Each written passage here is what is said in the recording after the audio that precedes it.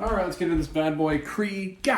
Bundle. Everybody, welcome back to the channel. We're going back on a bit of a throwback in this Robert E. Howard Battle Royale because we're going back to close a loop that I left open almost 2 years ago. We're going all the way back to Robert E. Howard Battle Royale #1 because today we're celebrating. Today, we've actually got our hands on and read the Dark Horse Conan #2, which was the final version of the Frost Giant's Daughter that I needed to get my hands on to finally finish that link in the chain, close that open circle, circle the wagon, and finally come up with the conclusion. Today we're doing the final conclusion from the winner of Battle Royale #1, which was Marvel Comics, by the way, and we're comparing that to Dark Horse Comics' version of this particular story. Without any further ado, let's get into the books.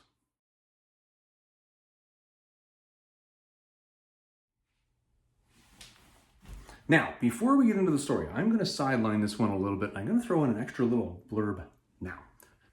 We're not going to actually walk through the Robert E. Howard written version of this story in this particular Battle Royale. The reason why I'm not doing that is we already covered that all the way back in Battle Royale #1. So I'm just going to put a link over here, or over here, or over there, or wherever the heck it's going to appear in the video. You want to find out what happened in that story, go check out that video. It's a short one. It's actually the first one we did. It's only about 15 minutes because we were really racing through the material at that point in time. Today what we're going to do is we're going to focus more on just talking about the comic adaptation. So we're going to assume that you know what happened in Robert E. Howard's story. So that's our caveat #1. Caveat #2. This is where we put in the spoiler alerts and the warning. For those of you who are new to the videos, I ramble like an old man, and I have just tirades that go off from time to time. If you're not in for listening to a guy ramble for a while, you probably aren't going to enjoy this channel. If you don't know what happened in these particular comic adaptations and you don't want me to show them to you and share what happened in them, you probably don't want to watch this video. There's the spoiler alerts and the warning I'm giving you right now. Now, let's actually get into the books. Okay, well, let's get into the books here, shall we? Because we want to get through this one fairly quickly. As you guys know, I get my stuff out of here. This is my complete collection of Conan the Barbarian, the Conan the Barbarian stories of Robert E. Howard.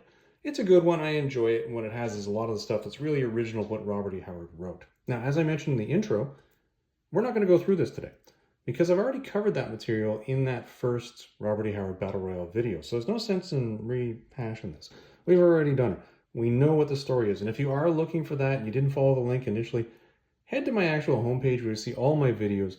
Click on the Robert E. Howard Battle Royale stuff. Head all the way down to #1. It's a quick one. It's 15 minutes, and we ran through that one fairly quickly because it is such a short story. So we'll set that aside for now. Now, the other thing that I did in that original Robert E. Howard Battle Royale was I ran through this for you guys. This is Conan the Barbarian #16, and this is the Barry Windsor Smith masterpiece that covered the Frost Giant's Daughter. It was really, really good. We didn't go through it in this particular book. What we ended up doing in that video was we actually went through the reprint that's in here. And the reason why we did that is because, well, quite frankly, but I don't like getting my Conan the Barbarian collection out and going through these things page by page if I don't have to, because this thing's already dog-eared enough for me reading it.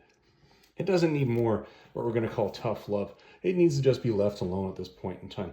Some of the key points that are within that, though, let's actually flip into that story itself. And let's start taking a look just to remember what was in here when we talk through this one.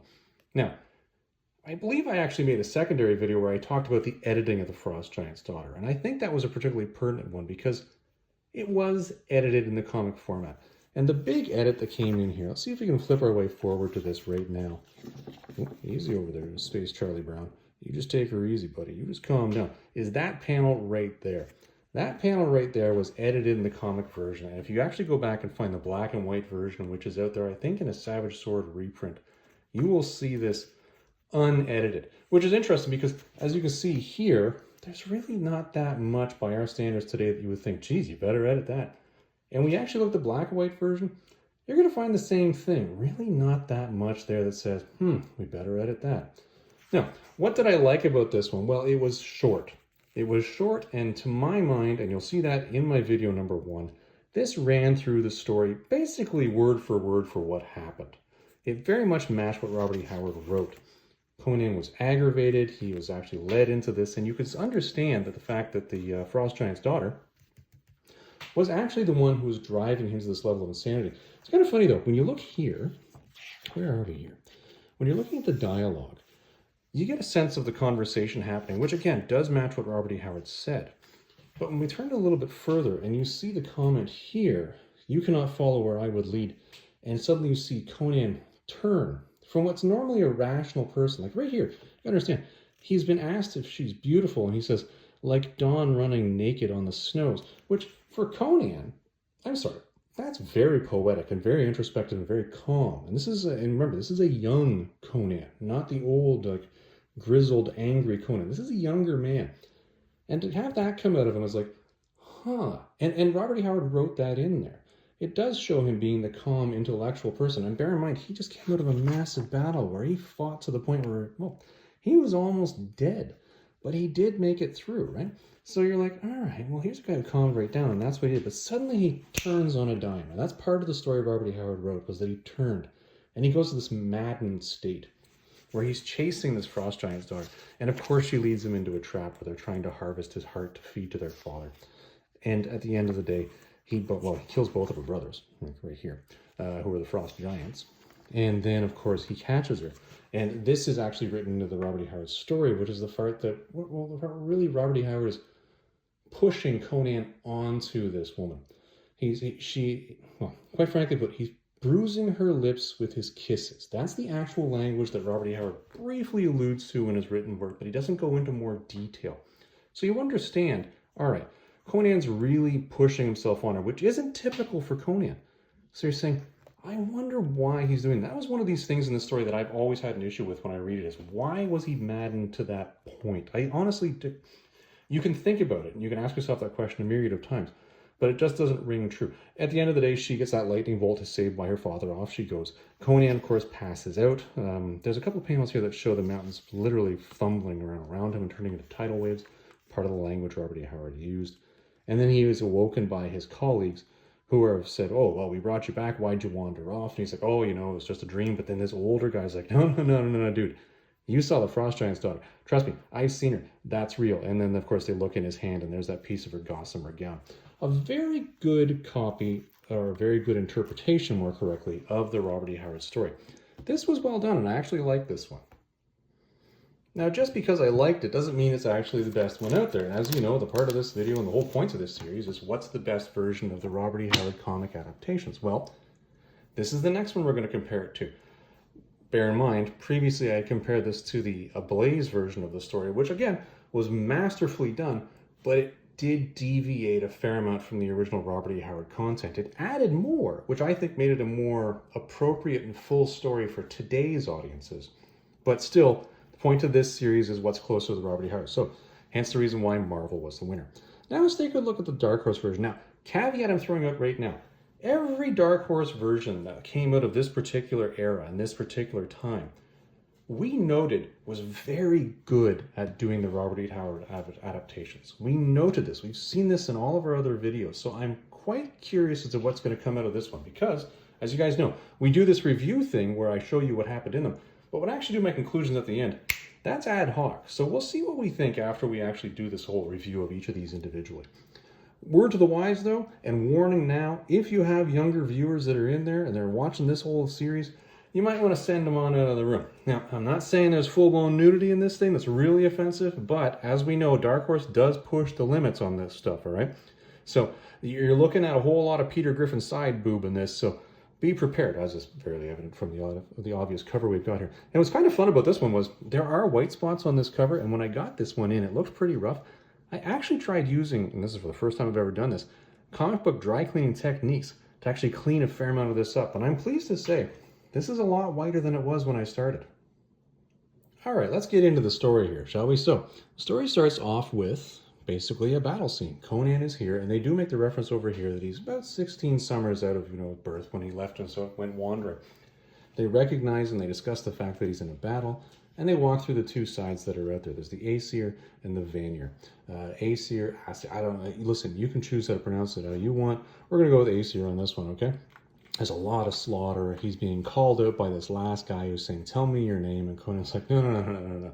You're not going to tell your friends the name of the last guy you slew. I'm going to be telling you my name so you can tell your friends in Valhalla who killed you.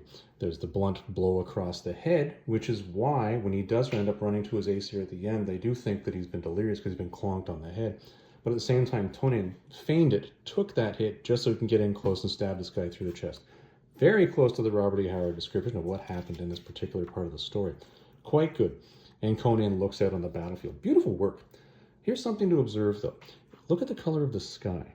Okay? Bear in mind the color of that sky and why I'm pointing that out now. This is kind of interesting, and you'll see what they did here in a minute, okay? Now why I'm pointing this out.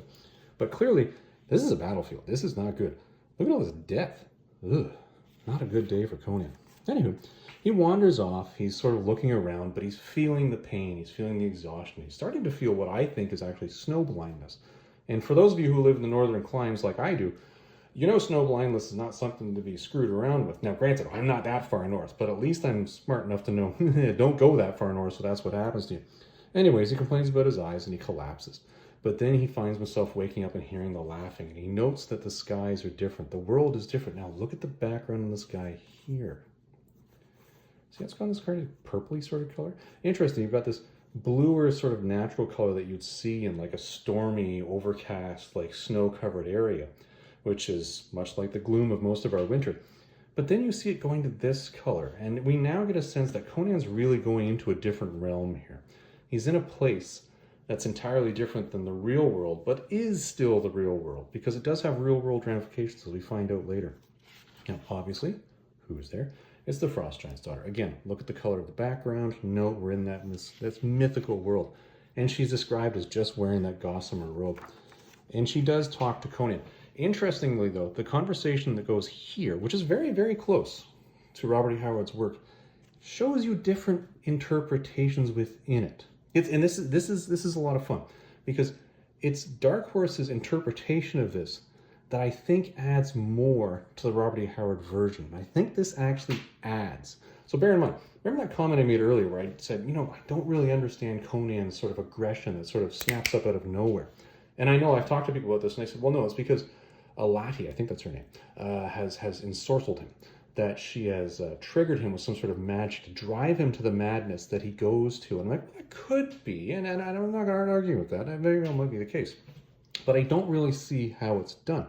Here, you start to see it. Like, look at his eyes. Look at as they're having the conversation. The eyes are drawing him out. You get a sense of something may be going on here. When he references Ymir, which isn't even Crom, but he references Ymir, and you see, like, look at the eyebrows. Look at the color of the eyebrows. See how they're the color close to her hair here. But when she's angered, look how the eyebrow color goes straight to black and suddenly gets a peak. Because you understand that she's angered. She's like, whoa, who are you to swear by Ymir? And you're like, oh, okay, I'm getting more of a sense of the magic that's involved with this person. Because look at his eyes here, as they're almost being bewitched by her just by looking at her. Because remember, she's been doing everything she can in this dialogue to get Conan to look at her, right? Am I not beautiful? These are the questions she's asking, right? And he's drawing her out. Or more correctly, she's drawing him out. Quite interesting. Anyway, here's the am I not beautiful comment. And again, he's saying, well, take me to your village. Because he's not really grasping the fact that she's not entirely human. He doesn't get that he's being ensorcelled, that he's being drawn into this. And it's the comments over here that go with it that really help me understand Dark Horse's take on this. He's been ensorcelled. I clearly have gotten a sense of that. I'm getting a sense of this mythical world that he's in based on the varying colors in the background and the sky. At the same time, I'm getting, okay, where you cannot follow where I would. Look at the emphasis on the lettering here to draw out that really she's ensorcelled him, but then she's insulting him at the same time to really drive him to a level of madness. Again, clumsy lummox, like drawing him out here and really enraging him to trigger him effectively to the point where he is going to follow her. And he does follow her, and the rage, and you hear it coming. You cannot escape me, woman. Lead me into a trap and I'll pile the heads of your kinsmen at your feet. Again, same language we saw in the Robert E. Howard write-up. Same language we saw in the story. Same language we saw in the Marvel version, but I'm getting more of a sense of the pictorial layout here of what actually is happening. This is an interesting one here, too. Notice her feet aren't sinking through the snow. Look at the trench that he's digging through the snow as he goes. That was referenced in Robert E. Howard's write-up as well. Not specifically referenced here, but visually it's depicted to point it out to you, say, oh, that's why he was having a hard time catching her. And kind of neat. Leads up to these piles to the side here, and out come the brothers. Now, Some of you may have seen the video I did previously that I stuck on the end where I was doing an unboxing of other stuff and this comic came in.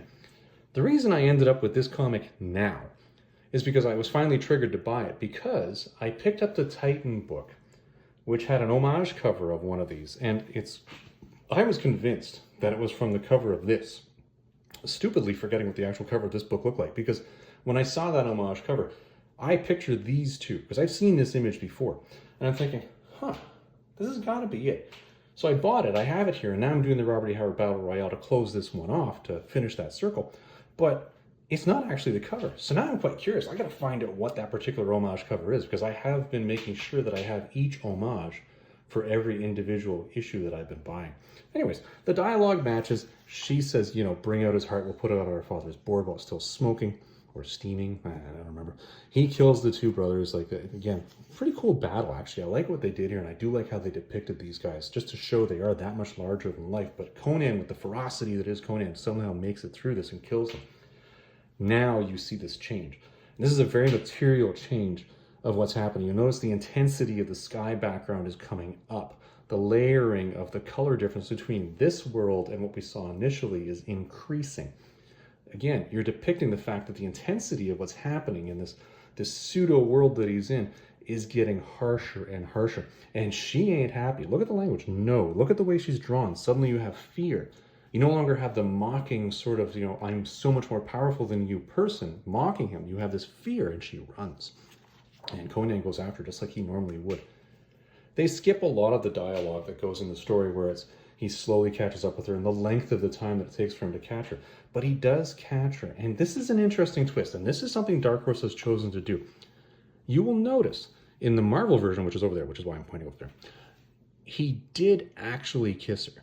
He does pull her close to kiss her. And he does. It's drawn in there that he kisses her. And again, you remember that was that one aspect of the story where I went, you know, that doesn't seem like Conan to me. And it doesn't match, but it is referenced in Robert E. Howard's work that he bruises her with his kisses. But it doesn't happen here. Dark Horse, despite the fact they have no problem drawing her completely naked, like fully naked, has an issue drawing that aspect, the kissing. Everything else is perfectly fine, that they're following the story. They have no issue with it. They'll cross lines with violence and what have you. But him imposing himself physically upon her, kissing her, taking advantage of her without her permission, not showing up in this book. Very interesting editorial choice that Dark Horse has chosen not to do that. I respect it. I get why they did it. It's not entirely what Robert E. Howard was writing in there, but okay, I get the editorial decision you've made there. Fine. She calls on Ymir. Ymir lightning bolt, and Conan collapses. Now this is unique here. He just collapses. We don't have the scenery of the mountains turning into tidal waves and crashing and thunder and what have you. He just, boom, he's down. And then he wakes up with his Aesir friends and everything's going hunky-dory, and he tells the rest of the story. Here's his buddy who says, no, you saw a laddie. Yeah, I saw her when I was young. Notice the sky. Back to what it was. And he's like, no, that's what happened. And once again, looks at the hand, and there's the gossamer gown just floating in the wind while everybody's looking at it, just completely dumbfounded. Quite interesting, though, that if it's this big and blowing around, why they didn't notice it in his hand initially. And, of course, there's that dent in his helmet with the saying, no, you were knocked on the head. That's just what it was. Pretty cool. That's the story. Very, very close to what Robert E. Howard wrote. And what I like about the Dark Horse versions as well, and I know I'm going to get probably some grief for this, I like these adventures of Two Gun Bob that they stick at the end. I don't know how many people actually read these things and try to infer and look at what Robert E. Howard stood for and how Dark Horse is depicting it in these little vignettes of his life. These are very cool. Nothing to do with the Robert E. Howard Battle Royale, but neat inclusion. I do enjoy seeing those in there. Okay, all right, so now we've discussed the two books. We've walked through them just briefly on the Marvel one, but detail on this one. Let's get back to the wrap-up and compare and contrast these things. All right, let's get back to this bad boy and let's wrap this thing up because I got to get out of here and I got to catch a train. So let's talk about these two books just briefly here and say, well, what was closer and what was further away? You'll remember when I talked about this thing in Robert E. Howard Battle Royale 1, I said that, the Marvel version, when you look at the text, follows it directly. And then I did an aside where I talked about, well, which one of these actually is probably closer to what people would read today? And I included that in that video, which I haven't done since because I really went back to the core of what we do in this series. But when we're saying which one's closer, the question at that point in time was, and it was answered with, Well, clearly the Marvel version was closer. The Ablaze version, as good as it was, added a lot more background to fill the story in, which made it a much more wholesome story. And not wholesome in that, oh, look at the wholesome family values, but wholesome in that it was complete. But at the end of the day, that wasn't what Robert E. Howard wrote. As we know, Robert E. Howard specializes in layers and leaving questions unanswered. So, giving it to Marvel on that one, because it really was just a straight read through of the story from Marvel. Let's talk about the Dark Horse one now. The Dark Horse one was interesting, and what I liked about the Dark Horse one, and it really had to do with how they depicted it, was that snap. It was that break in Conan's brain. When you actually looked at that, and when you read the Robert E. Howard story, you kind of wondered, you're like, why is he suddenly turning this way? That seems like a bit of an extreme reaction. And when he does go through that extreme reaction, it just continues to escalate. And you're thinking, now, this is young, hot-headed Conan. This is not older, calmer, battle-worn Conan that can think his way through, whoa, let's calm down here. No, this was the guy who was able to get completely out there and go crazy. So I understand his escalation that he was going through, but what I don't understand is the level of escalation. And to me, when I was reading the Robert E. Howard stories, I always thought, well, that seems a bit extreme.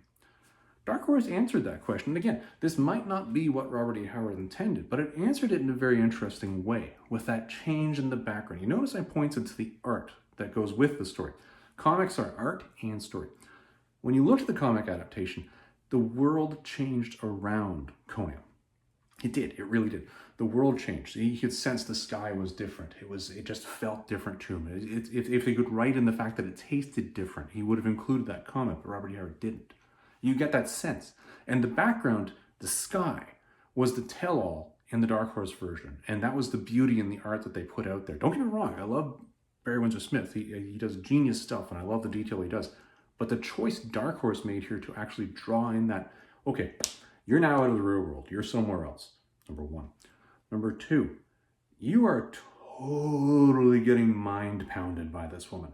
Her actions and the way she's interacting with him are such that you can see it. That beautiful panel with the various vignettes of her with Conan's eyes underneath. When you compare those eyes to the bottom panel on the page before, and you could see, oh, the eyes over here are, showing me one kind of cognition.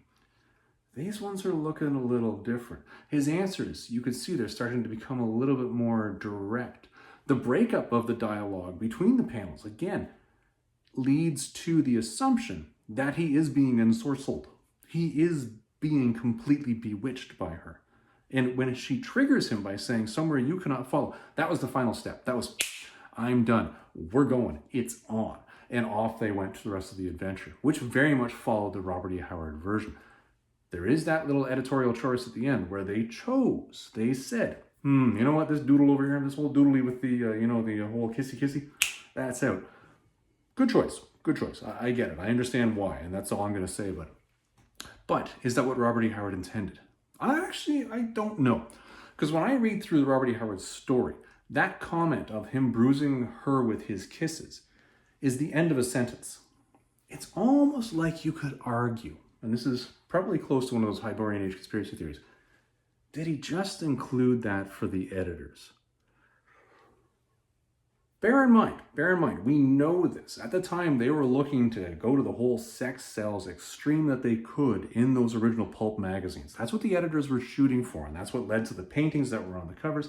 That's what led to the books being sold to them, which is how Robert E. Howard made money. Was that added in just to add that little bit of salaciousness, by 1930 standards, to make this thing sell? Because it doesn't really match what Conan does. Now, granted, he was ensorcelled. Okay, I'll give you a mulligan on that. But is that really what Robert E. Howard wanted? I don't know. I honestly don't know. Okay, let's conclude this bad boy now. We've done our compare and contrast. Let's get to conclusion time. Conclusion time. Okay, so the final answer. Which one of these is closer to Robert E. Howard?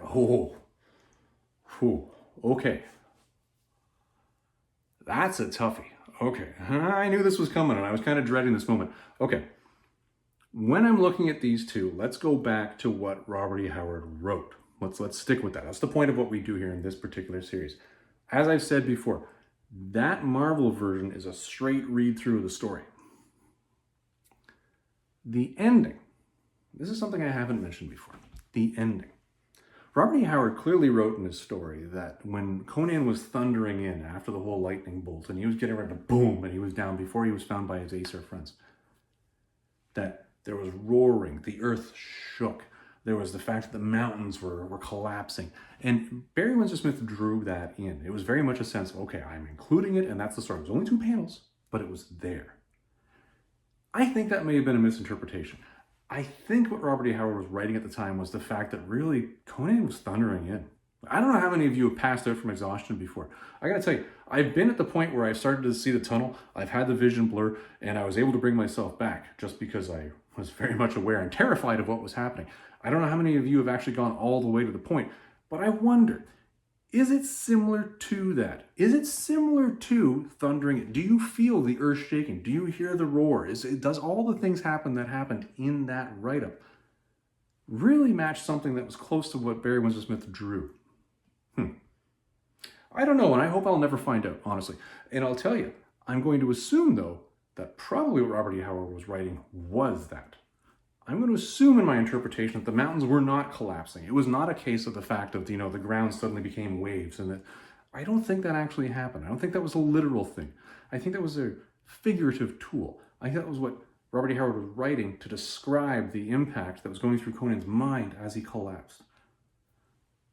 Dark Horse did that. Dark Horse wrote that in. Dark Horse had him just collapse, and that was the end of it. And that was the end of the story. Okay. So each of these deviated in a small way. Dark Horse, as I mentioned, they always do a beautiful job on these. They ran through the whole story perfectly. They edited out that one part that did not show that whole Conan aggression directly on Aladdin. Marvel ran through the whole thing perfectly, included that, but at the end I think was slightly off on that whole mountain shaking thing. This is a toughie, but at the end of the day, I am going to conclude the winner of this one is in fact Dark Horse, and I'll tell you why. What does it is the change in setting. Marvel, I do not have a clear sense of the change in setting from the moment when Conan collapses initially to the moment he wakes up and he sees the Frost Giant's daughter. I do not see that. Maybe it's just me and I'm not looking hard enough, but I don't understand that that's what's happening. Dark Horse made that clear for me. It clearly draws it out for me and actually helps me understand a little bit more of what Robert E. Howard wrote in the story. To me, what more better written and adaptive form could you put out in a comic than something that actually helps you understand the first? I'm sorry. I'm going to give this one to Dark Horse. So there you are. Everybody, I hope you enjoyed this one. We're getting down to the last couple of Robert E. Howard Battle Royales now. I think I only have, is it 2 more to do? Yeah, I think it's only 2 more to do. So we're going to be wrapping this one up soon. Then we're going to be having our big conclusion video. That one I'm looking forward to. Everybody, we'll see you in the next video. Have yourself a great day.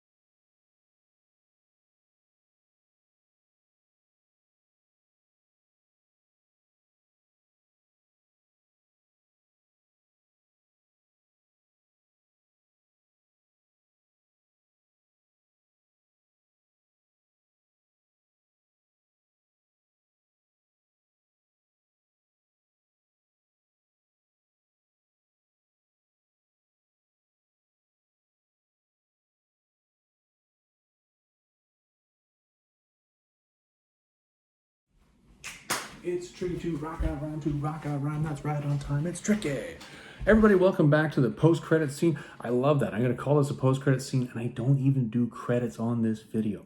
I decided what I would do today is, instead of throwing in something about the cat, instead of throwing in something that's just random, I've had people asking me lately what sort of things I read, and I heard a very interesting comment from one video where I was reading the tippity-tippities below. And somebody said, and they mentioned to me, that one of the things they don't traditionally fall in for a lot was traditional superhero motif. And it was an interesting comment because it kind of triggered, and I went back and not triggered in a bad way, by the way, not triggered in a bad way, triggered in a good way, because it made me sort of go, whoa, you know, I actually don't read a lot of superhero motif either, but I do still follow the comics. And I know a lot of you have looked at the library, which is right over here.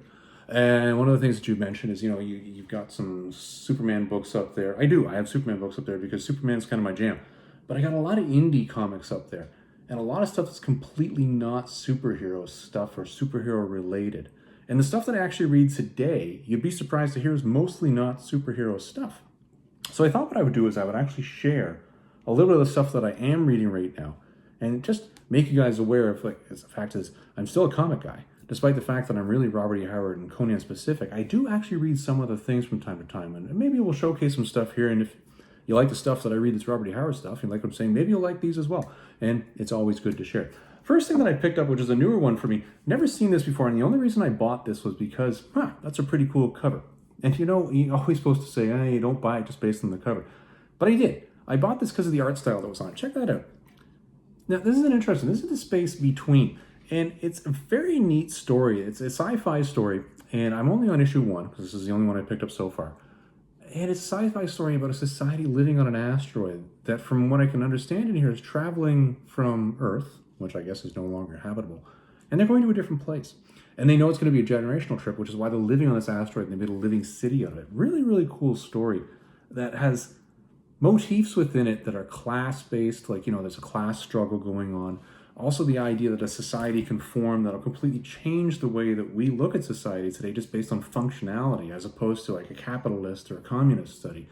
More of, hey, let's just agree to this is what we do as people. And then when it gets too rigid, the need for change. Really an interesting story, very much an existential review of humanity in and of itself. And if you're interested in that sort of stuff, the space between, interesting story. I'll keep picking this one up. And if any of you want to know what I think of it further, just tippity a comment down below and I'll let you know. This is a fun one. This is kind of one that I normally would not buy, but this is a me thing, okay? I'm into gothic horror. It's my shtick. It's my jam, okay? So when I saw this, and I know it's just a white cover, this is the Universal Monsters Dracula #1. I said, okay, this isn't some Marvel adaptation of it where Dracula becomes a hero or what have you. And don't get me wrong, I do love the 1970s Tomb of Dracula comics, because they're very much an anti-hero kind of story. This is a neat one because it does follow more of that whole gothic aspect of Dracula. And I heard that, so I said, all right, I gotta go buy it. And I did. And I got the fancy cover here because what I'm gonna do is I'll take this to a con and I'll get a sketch on it. I'll probably get one done by, his Instagram handle is Uncouth Ruth. I've actually met him. He did a beautiful Swamp Thing commissioned for me in my Tennessee Fast Traveling sketchbook. It's over there. What was his first name?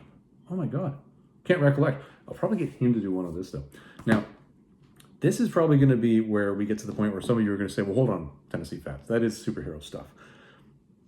Okay, bear with me here, okay? Here's the first thing that I've read recently, and I actually had to go back and buy back issues on this one to make sure I could do it, okay? Now, all right, before you freak out, take a minute. Okay, this is the first series. Now, this is the Strange series. You can probably see my ceiling fan going in the friction on this one. The Strange series, which came out from Marvel. This was last year. Now, this happened right after the death of Doctor Strange. I didn't read the death of Doctor Strange. Whenever one of those giant Marvel crossover things happens, I don't care because I don't read Marvel comics. I'm sorry, but DC comics I will very much read lately, and when I pick them up, I enjoy them. And it seems very strange to me that the powerhouse that is Marvel, which is owned by Disney, can't seem to get their act together when it comes to their comics. Like Marvel's X-Men comics have been completely irrelevant now for decades, and they're garbage. And that's just, I'm sorry, every single one I've read when I've picked them up to try to give them a chance again, they're literally a dumpster fire in a book. Not something I would ever encourage any of you to read. Ooh, hats off, set again. That's what happens when you have an odd-shaped head. Your hat keeps shifting. Anyways, after I heard Doctor Strange died, I said, okay, you know what? I'll pick up the first couple issues of this Strange story, because this is about his wife, Clea, becoming the Sorcerer Supreme of our dimension. For those of you who don't know Doctor Strange, very interesting character, and I would not classify Doctor Strange as a superhero, traditionally, and there's a reason for that. He doesn't classify himself as a superhero. He views himself very much as a consulting doctor for occult matters. And to me, that's very much like, it's almost like an occult Sherlock Holmes, an occult detective story. Granted, you get a lot of Marvel overhype on it, Marvel motif that's thrown on top of it, which I do not believe was what Steve Ditko was going for at all when he created this character way back in the day. And note what I just said. Steve Ditko created this character. Never mind that, but I do not believe what Marvel does with the character today matches what was originally intended back then. And if you ever want to see what actually is in those original intentions, hold on for a second. I'm going to cut side here. I'm going to wander over to the library. And this, I believe, is probably one of the cheapest versions. All right, you can get your hands on, if I can get it on the shelf. There we go. Cheapest version you can get your hands on that really does help you understand what Doctor Strange is. And this is this little paperback version that I picked up. Marvel's been spitting these out lately. They're smaller format than a comic. Like, look at the size difference. And what they are reprints of the original stories. And they're cheap. And it gives you, the reader, now the ability to pick these up and actually say, what was that whole Marvel age about? And I got to tell you, since I've been reading it, it's garbage. I don't understand how Marvel has gotten as far as it has. But again, I know I'm not saying a lot of negative things about Marvel here. Marvel generally does really good stuff in a lot of different areas. But I will say this much, as far as the superhero stuff, as far as the X-Men goes, the last couple of decades, ugh. And honestly, the writing from the original 1960s Marvel's comics, I know people say the writing was what differentiated them and made them great, but if you read the first 20 issues of the Fantastic Four, the first 10 issues of the Avengers, the first 10 issues of the X-Men, Iron Man I can't speak to yet because I haven't really got through that. First 10 issues of Spider-Man, even to an extent, you're going to look at it and go, really? Really? There's my tirade for the day about that. I'm going to stop now. But here's what I'm reading that I am enjoying from Marvel, which is this Strange series. And I'll tell you, what I liked about this is Clea is an interesting character in that she's not from Earth. She's totally different than us, but she's trying to fill the shoes that are left behind by her consultant doctor husband who's no longer with us. And of course, at the same time, because she's a warlord, trying to bring her husband back from the dead. She's unwilling to accept death's hold on her husband. Now, I think we all knew Doctor Strange was not going to stay dead. And this 10-part series here, this actually covers that. And he does come back. And it's quite an interesting thing. They talk a little bit about, and again, you get that Marvel overlay. Of course, you have to involve S.H.I.E.L.D. in some way. Not S.H.I.E.L.D. as it existed then, but of course the dissolved version of it. Good series in and of itself. I like the actual way they managed to cover Clea and Doctor Strange in it. That leads into the next series that Marvel did, though, and that's this one. The current run on Doctor Strange. There are a lot of variant covers. Most of the ones when I'm picking them up, because I only pick up one at a time because I want to read them, are the variant covers that I say, well, whatever, I'll just get this one because I like it better. Here's a second print because I liked it better. Here's the Dormammu painting because I liked it. Here's a Stormbreaker's version because I liked it. Here's whatever this variant was because I liked it. Moot point. You get where I'm going with this. If you're going to pick them up, just pick up one. What I like about this continuing series is Doctor Strange now coming back into the world of the living. And an interesting twist that Marvel has thrown in, and this sort of came out of the What If series that was on Disney, was let's talk about a darker Doctor Strange here. Let's talk about an alternate version of Doctor Strange and what happens to that. If any of you have seen that What If episode, you know what I'm talking about. This actually includes a storyline that draws in a much darker version of Doctor Strange. A 5,000-year-old version of Doctor Strange who is not happy. No spoilers at all. Very interesting twist on this one. A very interesting story as it's going right now. Is it going to continue to be interesting and follow this sort of consulting occult doctor as sort of detective story thing? Maybe, maybe not. I don't know. I don't know what Marvel would do with this, but I will say I'm enjoying what they're doing with this so far. The last thing I'm reading right now, this is the one that surprises me the most, and it's probably going to surprise a lot of you the most, because you're going to say, seriously, Tennessee Fats, like, what are you doing? Are you eating Kentucky Fried Chicken, reading superhero magazines, getting grease all over them like Wimbledon Green? No. Okay, I'm not doing that. I don't eat Kentucky Fried Chicken. All right, Transformers #1. All right, listen. I know there was some sort of fancy foil boodly version that went out at some con somewhere, and I don't care. Okay, let's just face fact. This is not a fancy foily boodly version. This is just the regular version. I picked it up on a whim. I said, Transformers, really? You're relaunching Transformers? Oh, there's the hat again. Look at that. Look at the weird shape of my head. Anyways. And I'm like, huh, all right. It's a couple bucks. It's got Optimus Prime on the cover, for crying out loud. Yeah, I'll pick it up. This is really cool. Like, I hate to say it, and I know it's going to be cliche, and people are going to be like, you got to be kidding me. Seriously? No, seriously. This was cool. Now, it's not going to be cool for everybody, okay? And just take that warning as it's put out there, okay? Most of the people who are out there today buying comics, I'm thinking are probably close to my age, which means they're close to our age. And you might have some people down in the 30s and 20s. I get that. You're out there too. It's no problem. If you grew up watching the Transformers in the 80s, you identify with this. You identify with it because it's part of what you had. You have this nostalgia about it. It's in your head. You can't get rid of it. And that'll always be there. So when I see this, I'm like, okay, it's Transformers, got Optimus Prime on the cover. I'm going to buy it. Expecting absolutely nothing to come out of it. But then I got this. Granted, it's run way too fast as a story. Typical for a comic book, right? Like very little content spread over as much page as you got because you're trying to blow everybody away with the art. Okay, fine. But what they do include in here, whoa, like I think this is going somewhere. I hope this is going somewhere because this issue has made me happy. So much so that I have actually added this to my pull on my US pull list that's being mailed to me. So I certainly hope when I get to like issues number 4 and 5 that I'm not sitting there going, really? Okay, I'm going to regret that one. But I'm standing up now and I'm saying, listen, I've read number 1. I hope you'll go out and read number 1 if you're into Transformers the way I was when I was a kid. And particularly if you do not like that Transformers movie for the untimely assassination of Optimus Prime for no apparent reason, just because somebody wanted to make a different line of... Still haven't forgiven you guys for that. If you are of a similar mindset, you'll probably enjoy this. It was good. Everybody, there's your Easter egg. I stuck at the end of this one. Next time I think what we'll do is we'll take a walk over to the old library here and we'll pull off a random book and we'll talk about what's in that book and what I'm going to tell you about that book. Just to share my interests with you and show you what I'm reading that goes in addition to, well, all the Conan and Robert Howard stuff we talk about here.